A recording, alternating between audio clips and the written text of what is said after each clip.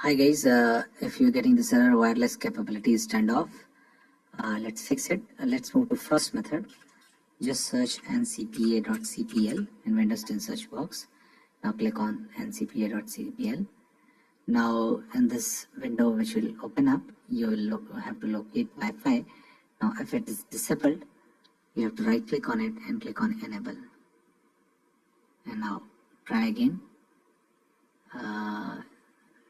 By connecting it and using your password. Try again.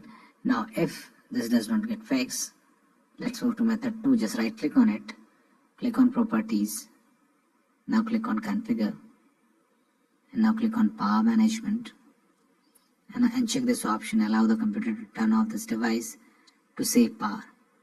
Now click on OK, and now try again and your problem will be fixed. If this also does not fixes your issue, let's move to another method. Just right click on it, click on properties. Now double click on Internet Protocol version 4 TCP IPv4. Make sure obtain DN server address automatically and obtain an IP address automatically is selected and click on OK.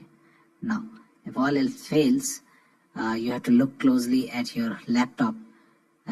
Look closely at the function keys located in your laptop. Maybe some of them are having the network icon, and these are keys which used to turn off or turn on the network. So maybe it got pressed accidentally, so try to press them again and your issue will be solved. For example, some users have laptops which have network icon on F12 or print screen.